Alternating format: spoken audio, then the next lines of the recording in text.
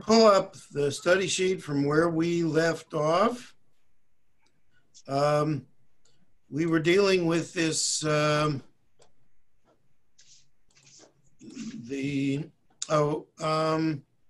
Jennifer, I need my screen share back. I just gave it to you. Oh, thank you. Appreciate that. Oh, I have a problem here.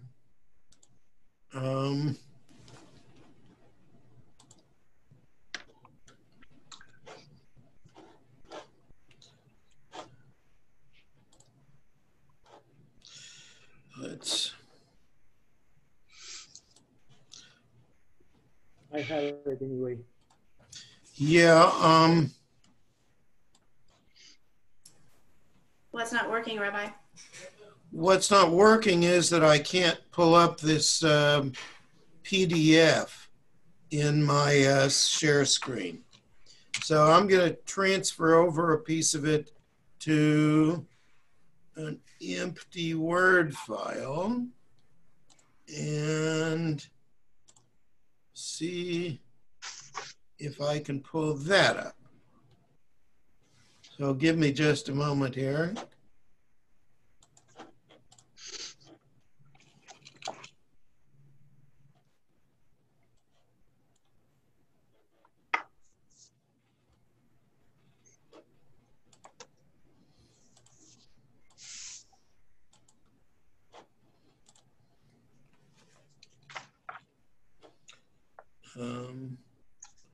One moment.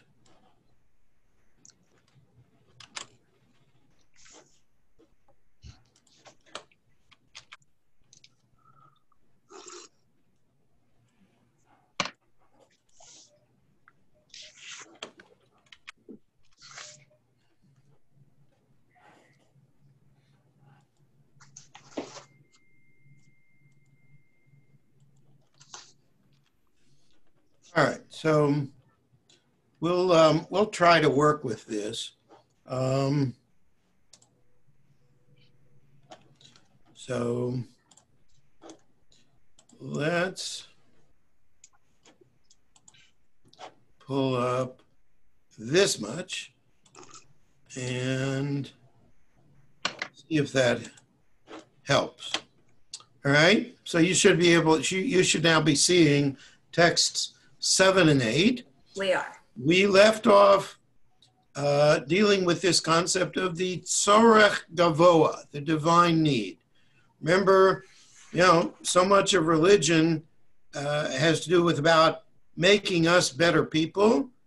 This stuff is about helping God, regardless of whether it makes us better or not. Of course, hopefully it does, but it's not about us. It's about God. So along comes the Zohar's teaching here, based on the verse that's, where Amalek came and attacked the Israelites. Right? And the Zohar portrays Rabbi Shimon as saying mystery of wisdom about this, which, that's an interesting phrase right there. In other words, here's a mystical teaching about this whole episode with Amalek. The Amalekites who waged a war against the Israelites and who attacked the elderly and the women and children in the rear, etc., etc. Okay? So, he says that Amalek came from a decree of severe judgment, and a single war took place above and below. You cannot find a word in Torah that does not contain supernal secrets of wisdom linked to the holy name. The Holy One, blessed be he, said, as it were, Israel are virtuous below. My power gains strength over all. When they are not virtuous, they, as it were, weaken the power above, and the power of severe judgment is strengthened. So this part of a much longer teaching about the implications of the war waged by Amalek against the Israelites. And why does he begin this war? Well, when the Israelites came out of slavery in Egypt, they complained about God. And they said to Moses, why did you bring us up out of Egypt? We're all going to die of thirst in the wilderness, and, we're going to die, our children are going to die. And they ask, is God present among us or not? Right? And Amalek's attack follows immediately in the account of the Torah. And so careful readers of the Torah before the Zohar were led to suggest that this war was brought upon the Israelites as a punishment for their disrespect. So that reading comes from long before Kabbalah and the Zohar itself.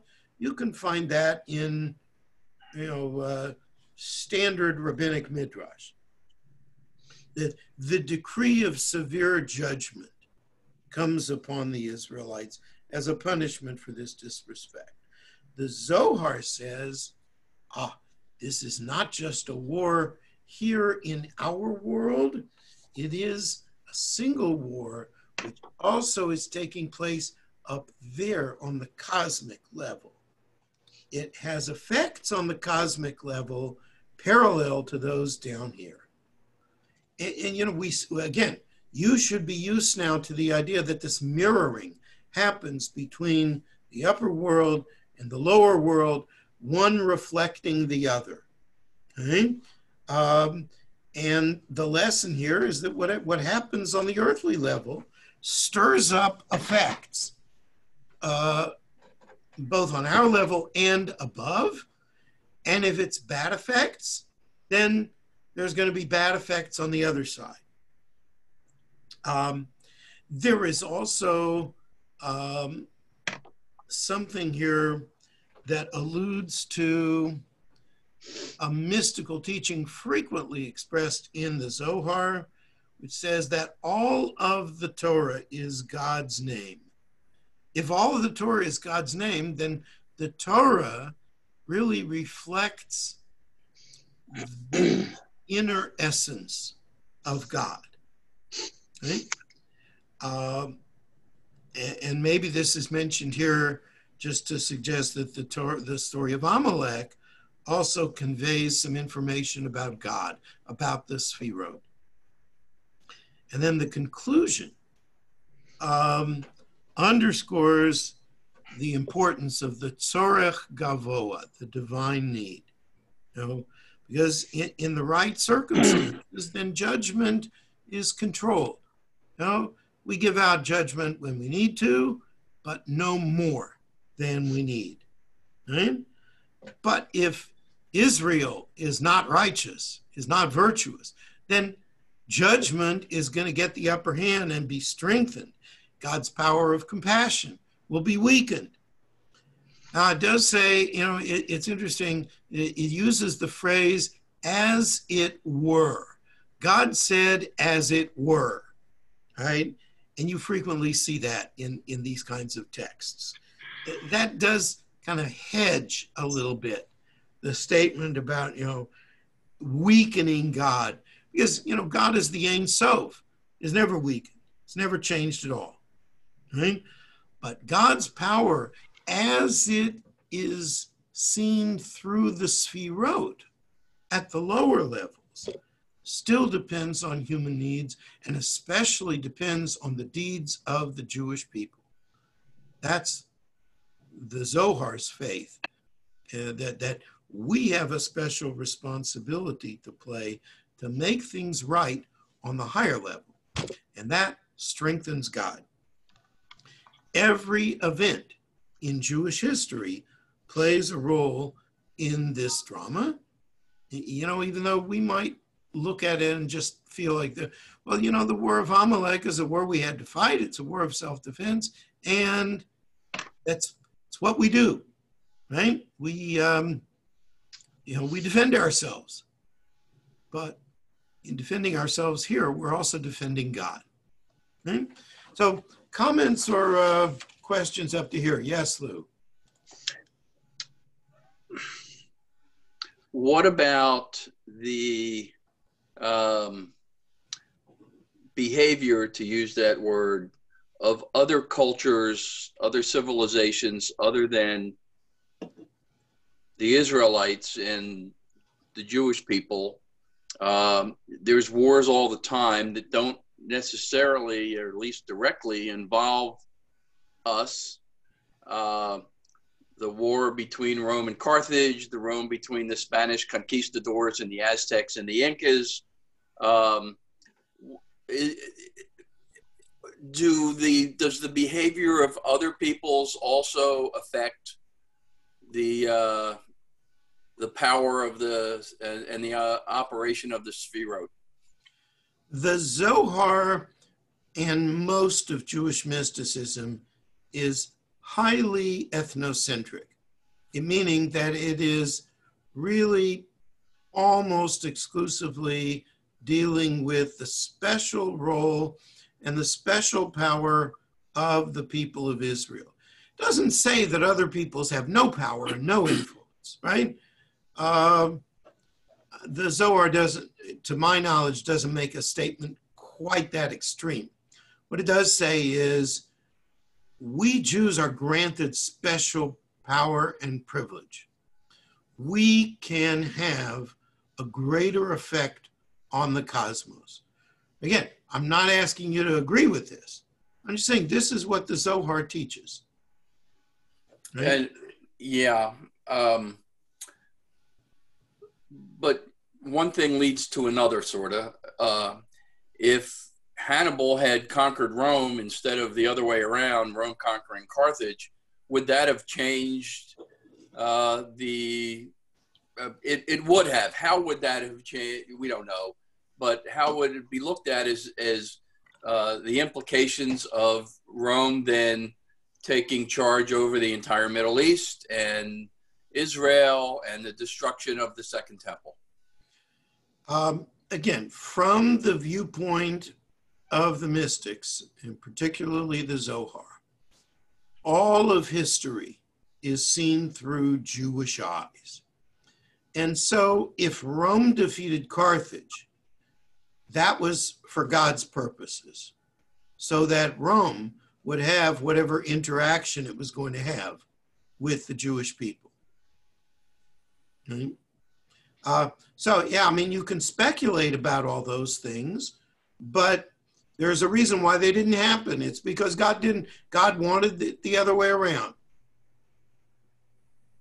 And, you know, either because it would bring blessing to the Jewish people at the right time or judgment upon Israel at the time required. So, you know, those what if questions, Lou, you know, they're good questions for historians. But they're essentially irrelevant for the mystics. Okay? Other comments or questions here? I don't want to belabor this one, Rabbi, but that term "as it were," Yes. That's almost, to me, a modern idiom. It means, I had to even actually review what it means. As it were means in a way, so to speak, in a manner of speaking. Does that really... In other words, that the thing that it's describing, it isn't quite real like that in the way that we're saying it is. So that's a good translation of whatever this was in the Hebrew that this was written in, you think? Oh, yeah.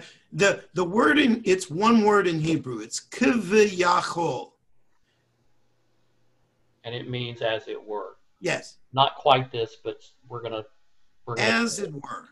As it were. It's like it's not exactly this way, but it has a very modern ring to me. But oh yeah, yeah. But you know, it's telling that the mystics thoroughly understood the outrageous nature of their claims. Right. Okay? And so, you know, maybe just, in self-defense, they say, kiviyachol. All right, thank you. Yeah. Other questions or comments here? Well, all right then, let's go back to the text. And we come to a teaching of Rabbeinu Bachya, not one of the authors of the Zohar. He's a little bit later, but he's definitely a big-time Kabbalist. And he offers this commentary on the first verse of the Ten Commandments, but he quotes here a verse from later on in Exodus, which says, "And they shall know that I am God who brought you out of the land of Egypt to dwell within your midst." And his comment is, the presence of the Shekhinah in Israel is also for the tzorech gavoa and not for the tzorech hedyot. In other words, for individual need, personally, human beings' need. Israel has the power to either weaken or strengthen the power above, depending upon their needs. So, the first verse. Is that supposed to be deeds or needs? I'm sorry? Needs. I'm reading deeds on the screen, but you said needs. I'm wondering which, are you reading from a different copy or did you just? No, depending upon their deeds. Deeds, okay. Yeah. So the first verse of the Ten Commandments says, "I am the Lord your God who brought you out of the land of Egypt, out of the house of bondage." So, the logical question you might ask about that is, why did God bother to do that? Why did God bring the Israelites out of slavery in Egypt? Well, most of us, we would just assume that God did this so that the slaves would be freed, right? And the Kabbalistic understanding of this is, that's tzorech hedyot. That's a human need. People got to be free, right? So the slaves have to be freed, right? And that's not at the level of the tzorech gavoa. And what Rabbeinu Bachya says is the Exodus itself is ultimately for God's sake. It's a tzorech gavoa. It's a divine need.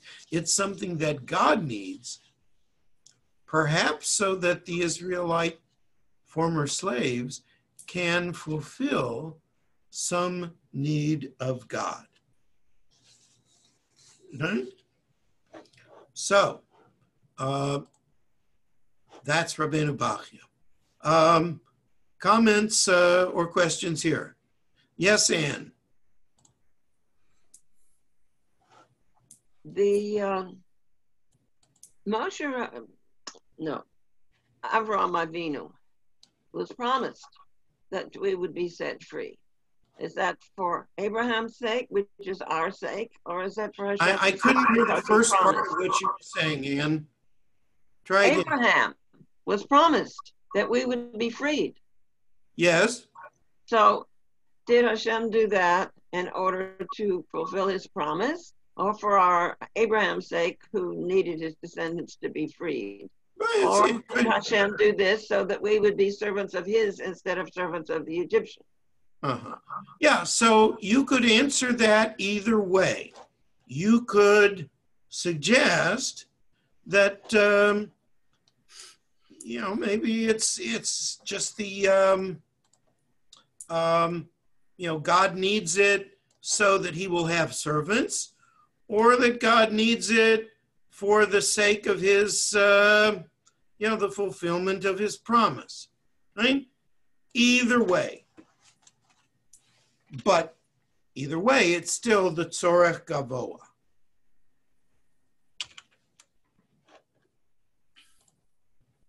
But there's another one.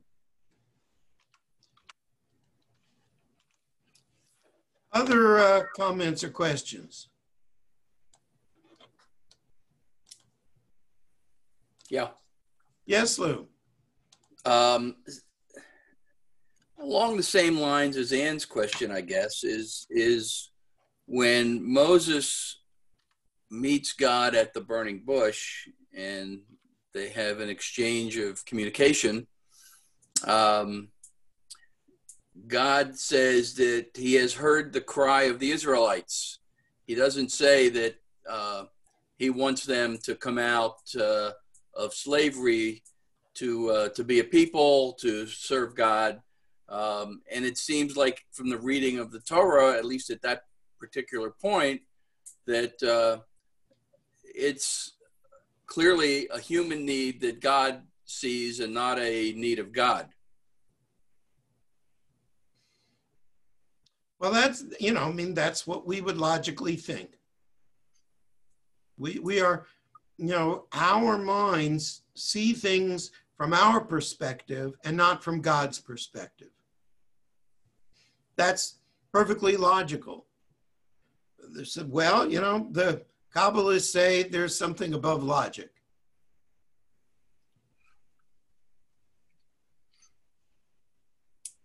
And you just have to be willing to ride with that if you want to acquire the truth. Okay? All right. Other issues. Okay, let's go on to text number 9. We're going to see here a piece from the Talmud, which speculates about what happened. I'm sorry? It really worked well when you put it at 18 point before. If you could do that again. Let me try and blow it up a little bit. I'm sorry. Thank you. I'll give it a good shot. All you did before. Yeah, there you go. I appreciate that. Thank you. Yeah. It also makes any of my mistakes larger too, but you don't make mistakes, Rabbi. I do my own typing, Daniel. So, that's anything you see that doesn't look quite right or isn't well organized, going to be blown up out of proportion now. Okay, but so we're going to see the piece from the Talmud and a Kabbalistic explanation of what this experience really means. Okay, so part A, here's the text. When Moses ascended on high, he found that the Holy One was binding crowns for the letters of the Torah. Right? Now, God was preparing to give Moses the Torah, and so he also prepared the crowns that, if you look at a Sefer Torah, you see there are crowns on many of the letters, right? Which is, sort of presumes what the rabbis taught, that the text of the Torah existed even before creation, was something of a blueprint for creation. Language has, special meaning. It's, letters are not just tools for communication. They're also part of, how God built the creation. So God says to Moses, Moses, is there no shalom in your city? Right? Because when Moses goes up before God, Moses doesn't say anything. And God says to him, don't people greet each other properly where you come from? Right? How come you didn't even say shalom when you came up here? And Moses says, does a servant say shalom to his master? So he says, a servant doesn't behave that way, right? The servant waits for the master to speak. And God says, you should help me. In other words, give me a little help here, right? Get me going, right? Now you could say, well, that just means, in this rather strange situation that Moses should at least take a little more initiative than he otherwise would and wish God success in completing his work. So the rabbis say this is why Moses responds with this by citing this verse. Now may the power of my Lord increase as you have said.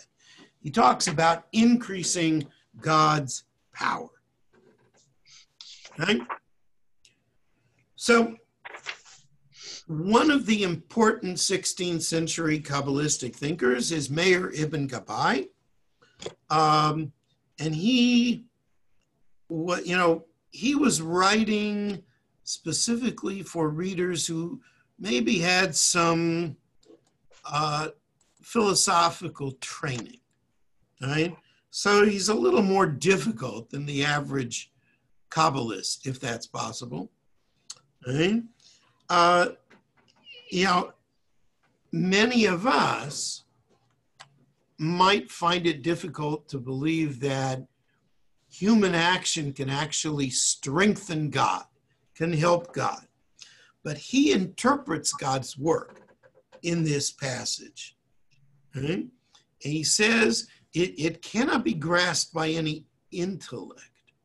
Human intellect cannot imagine that the supernal tikkun is placed in the power of those below, and that worship and prayer are for the Tzorach Gavoa. You wouldn't be able to understand that except for the fact that the Holy One revealed the secret to Moses until he wondered at this. Thus the sages said God was binding crowns. What does that refer to? It's not just the crowns that he put on the letters of the Torah. It's the binding together and the union of the letters, which is the secret of the powers of the united name, the name of God in which these powers are bound together. So what he says is, it's not he's just writing crowns. He is unifying the letters. What he is doing, the Hebrew word is kosher, kuf shin resh, which means to link, to unite. Okay? It's not the same root as kasher, kosher, the way we think of it. That's kaf shin resh. Okay? Kosher, kuf shin resh means to link, to make a connection between the letters of the Torah, which make up God's name. What God is revealing to Moses is that, Moses, you also can unite God's name. And that is your biggest job, your real job. And not just you. It's the whole Jewish people. Their job, through learning Torah, through doing the mitzvot with proper kavanah, with proper intentions, that is really the job of the Jewish people. Right? So, very ambitious interpretation of this Talmudic text by Meir ibn Gabbai. Comments or questions up to here?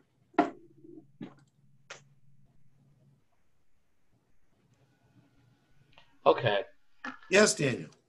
I ask everyone to forgive me. After lunch, my brain begins to muddle. What do you mean after lunch? Good one, Lou. Well, that just teaches you, Daniel, you need to fast until after these classes so that, you're purified and able to receive this information. Can you reshare the text so I'll have it right there so I can...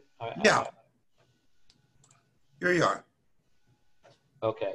So can you, for the A and the B, these are tied together. So I'm not real sure why there's an A and a B. But the A is just the text from the Talmud. Okay, and the B is the B is the commentary of Ibn Gabbai. All right. So is the commentator saying very, very basically, simply, we are bound together as a people to help God do his work? Yes. Well, okay. Can you You add a said little? it very I don't well. understand the passage. I don't feel like I'm grasping at stars. And I guess what I'm asking, Rabbi, is can you explain what you think the writer's message was? No, I think you said it very well, Daniel. That what he wants you to understand is that we Jews serve God's purposes through the things we do, through the fulfillment of mitzvot. We bind together the letters of God's name, thus unifying the Sfirot, because the Sfirot are associated with letters of God's name. And therefore, we strengthen the good order of the cosmos, meaning the Sfirot. I think it's that line, you should help me. That is something that you don't normally read in other religions, that is the relationship between God and humanity. Well, I'm not sure. I think that betrays a very rationalistic understanding of all religions. I think most religions have rationalist interpretation on one hand and mystical interpretations on the other. You see mystical inclinations about, helping God and serving God's purpose in Christian mysticism. You see it in Islam, in the Sufi movement, which is their mystical branch. And nobody says that those things don't belong. They may say, well, it's not my thing, but they don't say they're not part of those religions. I see both of those religions, though, emphasizing the all-powerfulness of God, that he tells us what to do and we do it. And asking for, I remember sitting at an interfaith group once and commenting about how Judaism believes that God needs us as partners. And particularly the Muslims were like, no, we are subservient to him. That's the word that's used in both those religions, subservient. Yeah, because you use the word partners. But it wasn't as if God didn't, and by the way, Islam is really uncompromisingly monotheistic. I mean, they're much more rigid about that than we are, right? Yeah. Even in the mystical branch, right?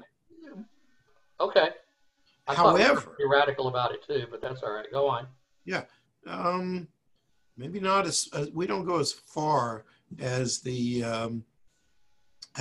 Muslims, and certainly not in terms of defining God as all powerful, because that belief really doesn't appear in the Hebrew Bible. Yes, it says God is powerful, but no, it doesn't say God is all powerful. I really have to talk to Rabbi Strauss about this because, since I've been going to the sanctuary service on Saturday morning, I've heard him reading this prayer for the United States and the armed forces or whatever, and it begins, Almighty, omnipotent God, uses the phrase omnipotent God. Now, I assume that Rabbi Strauss didn't invent that phrase. It's probably in the Siddur, in Siddur Lev Shalem. But I have to tell you, I don't believe in an omnipotent God, and neither does the Hebrew Bible. that idea came much later. And it's certainly not subscribed to by all Jews, right? And frankly, it's a frightening belief to me. You know, if God were all powerful, it would mean that the pandemic that we are experiencing today is something that comes from God. Yes, Ann? Some people say that. Well, I hear that. But it sounds ugly to me, you know. They say some wonderful thing is supposed to come from this. Yeah. I'm When not you say that, sure. Ann, are you referring to Jews or Christians? I'm talking about Hasidim. I hear them saying this, and I don't like it because I don't think it's probable. Yes, I am much more a believer in limited God, right? A God who created the world with the option of free will for human beings, which doesn't exist in the universe of God as Almighty, as all-powerful. Because if God were all-powerful, how then could I choose anything other than what God has already chosen for me? Yes, Ann? I have heard it said that we can only choose whether to do good or evil. Everything else we choose is not our choice. Okay, but that's still not God as all-powerful. It's God having ceded some of his power to human beings. I struggle with that all the time. With what, Luke? Say again? I struggle with the concept of free will and omnipotence, and whether or not we have free will or not. And I go back and forth on it. It's, you know, it's my struggle.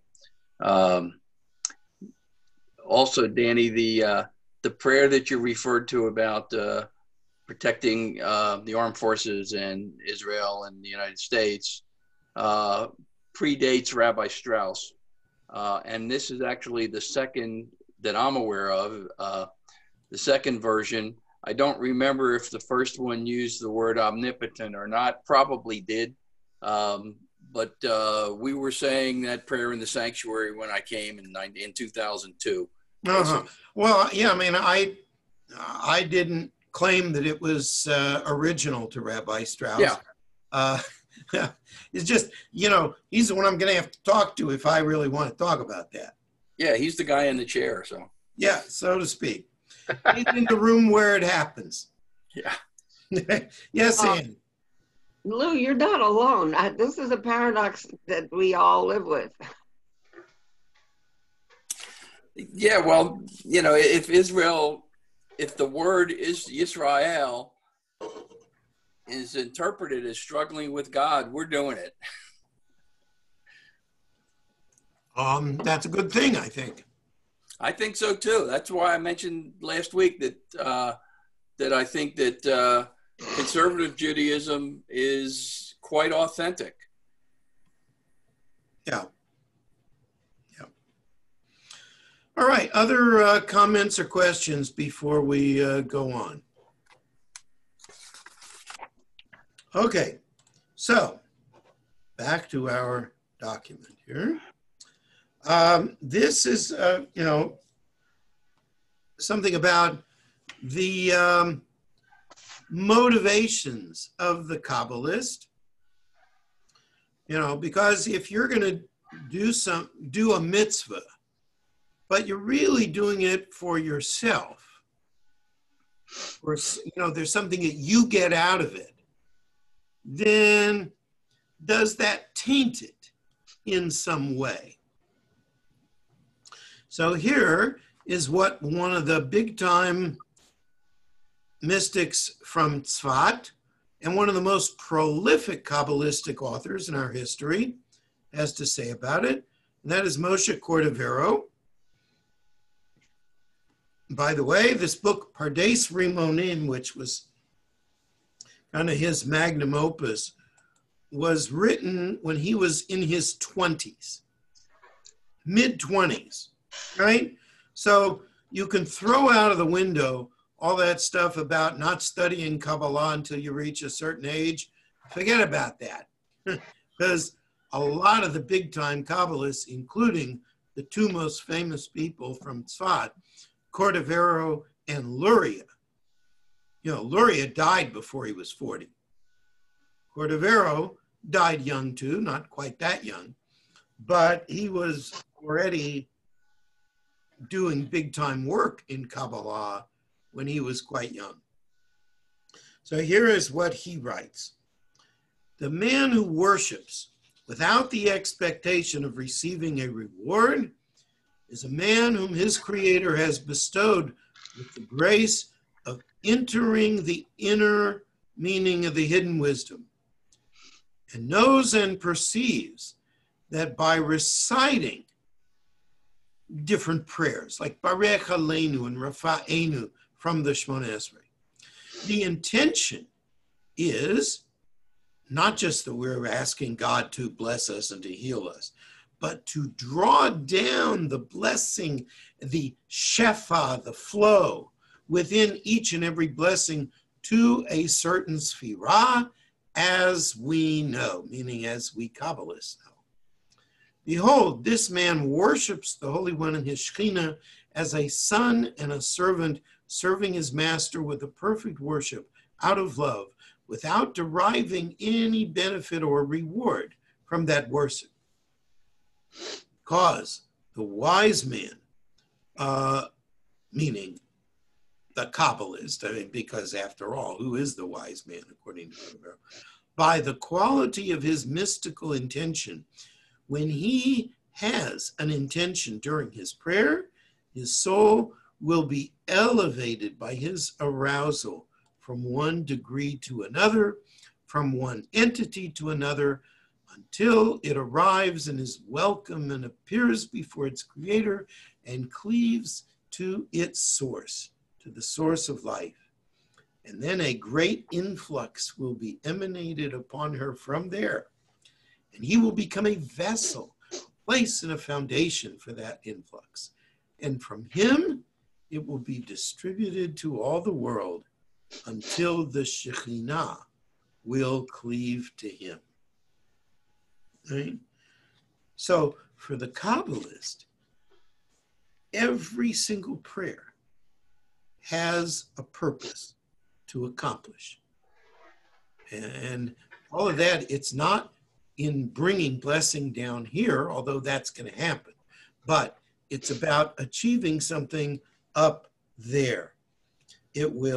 Eventually it will draw down some measure of goodness, that what he refers to as the shefa, the flow, right? That's this term here, right? The shefa, which sustains the universe and everything in it, right? So if you know the right meaning of the prayers, the Kabbalistic meaning, right? And you intend your energy to the right place when you pray, then that will accomplish some portion of the tzorech gavoa, the higher need. By the way, if you look at these terms here, Holy One, blessed be he and his Shekhinah, right? That is code language for the unification of Tiferet. In other words, this term represents Tiferet. This term is Malchut, of course, right? So, that is a key purpose in the Kabbalistic realm, all right? And we're going to see next year a little bit more about how many prayers make that connection very explicit. And there are even prayer books today where that's made very clear. we talk, he talks about the soul cleaving to God and the Shekhinah cleaving to the soul. But here, the goal is not really Dveikut. Dveikut is a part of the process. Right? This is just for the sake of the Tzorech Gavoa, the higher need. Right? And again, it brings benefit to this world, but it's not about the benefit that you get from it. Right? And in Hasidism, this ties into the idea of the tzaddik, the righteous person who links himself to God above, and also people are able to link to God through him. Right? He's sort of an intermediary between the upper realms and where we live down here. So that's a major theme in the development of Hasidism, which we'll come to next spring. Okay? It's also one other interesting thing about this teaching. It's offered as a commentary on Pirkei Avot and the teaching of Antigonus of Socho, near the beginning of Pirkei Avot, who taught, "Be not like those who serve the master with the expectation of receiving a reward." Right? So, of course, the idea of serving the Tzorech Gavoa fits into that beautifully, because you're not doing it for your own personal reward. You're doing it because God needs it. Okay? Comments or questions up to here?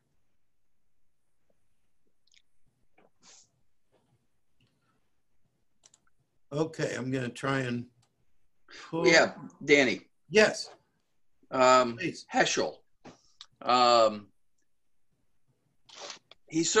know he came out of in Europe before he emigrated, came out of the mystical Hasids. But when he was teaching, and maybe more particularly in his later years of teaching at the seminary,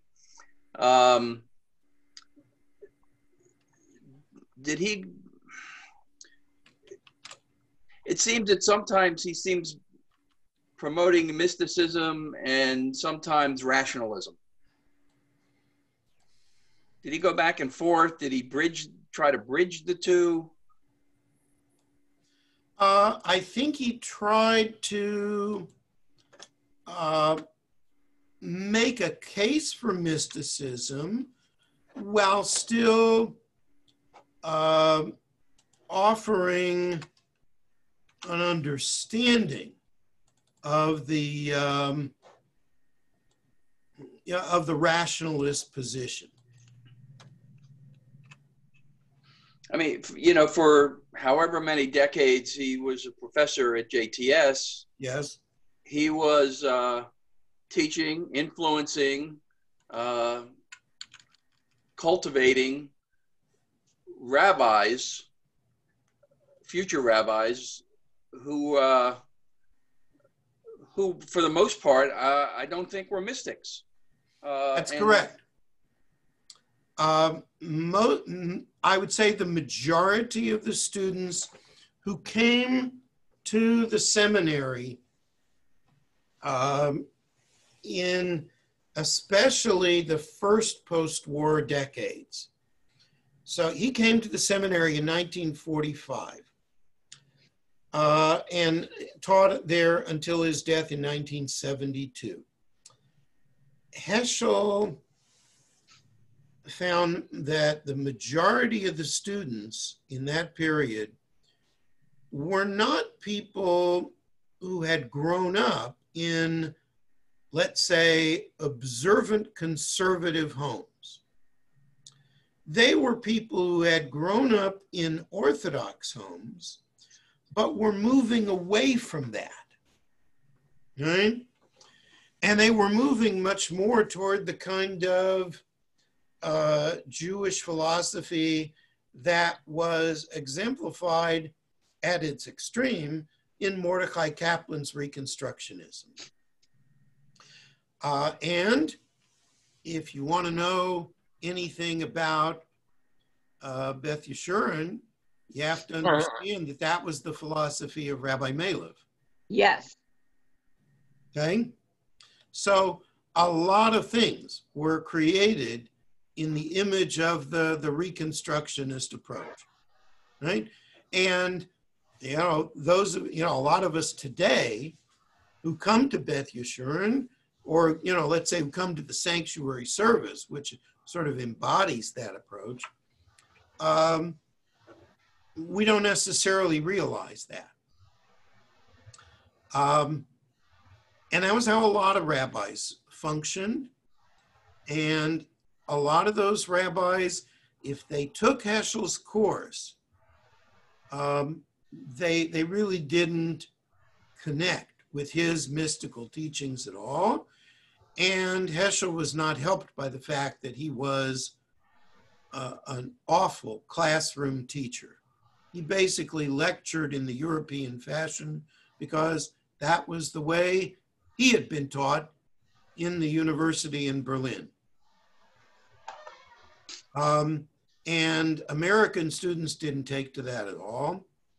And it was so bad that, you know, some of the students even read newspapers during his class. You know, it's hard to imagine that, but yeah. Yes, Daniel. I can't remember what year it is, but there is a famous speech he gave before the Rabbinical Assembly, I think it was, in the early 50s or late 40s. Mm-hmm. And that's one of the few documents that I've read of his that actually I thought I could follow. That and his book Shabbat. The rest of them really, they're hard to read for me. But regardless, what I got was that he was a rational mysticist, if you will. He wasn't saying that some of the things that Kaplan was teaching weren't part of being Jewish, but that there was a certain soullessness to it. Yes. There was not the Yes. glow. You don't go into prayer and come out glowing just because your grandfather did it. Yes. I think Heschel is best read in very small doses.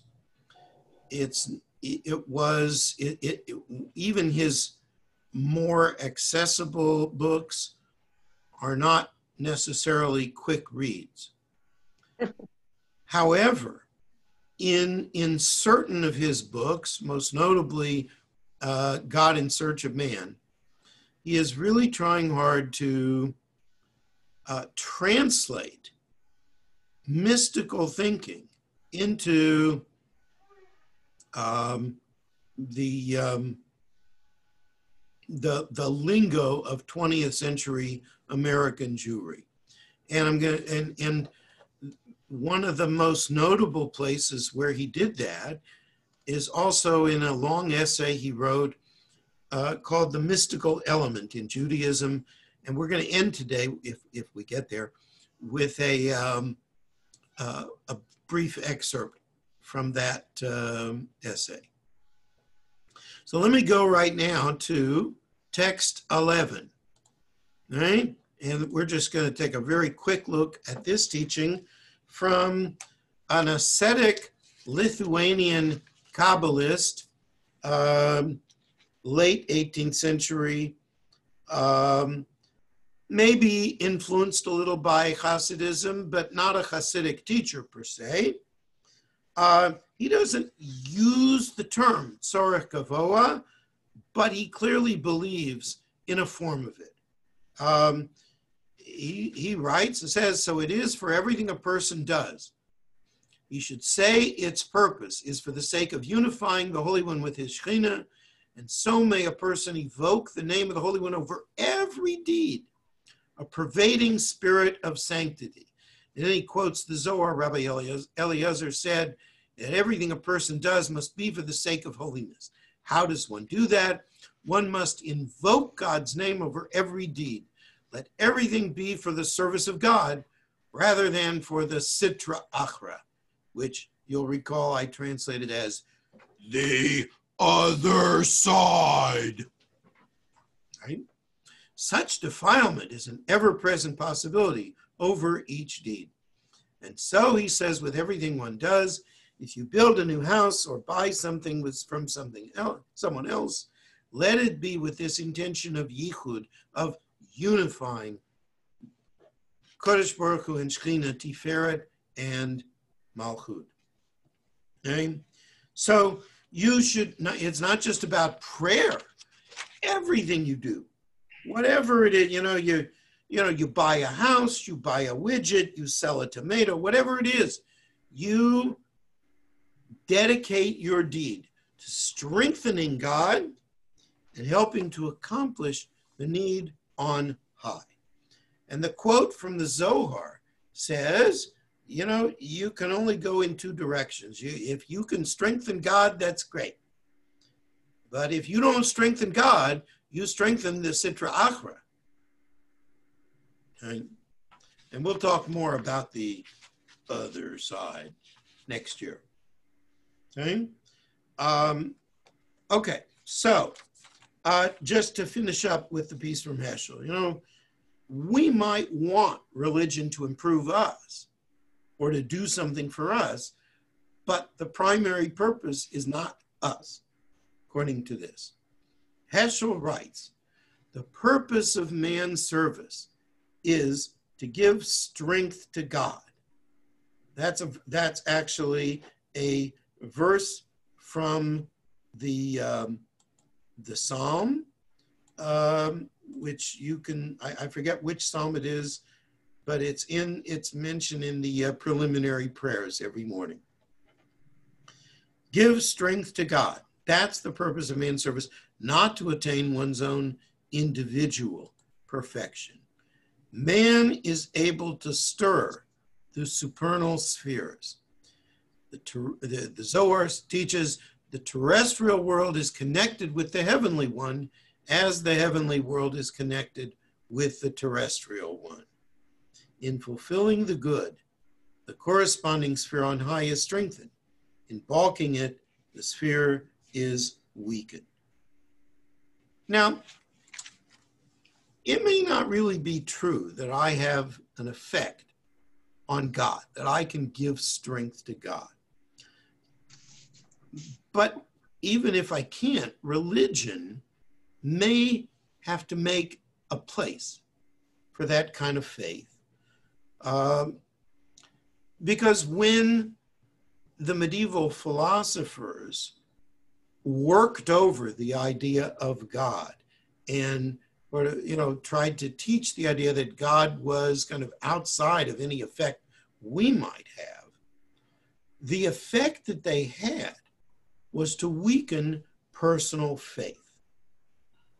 And religion in general faces a very similar problem today.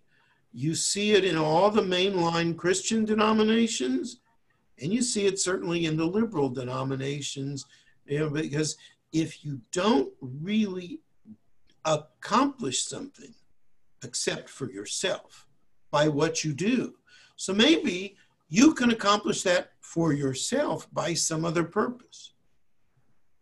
And what that leads you to is the conclusion that you don't have to perform the mitzvot, at least certainly not the ritual mitzvot. If you don't have the ritual mitzvot, your Judaism is no different from just,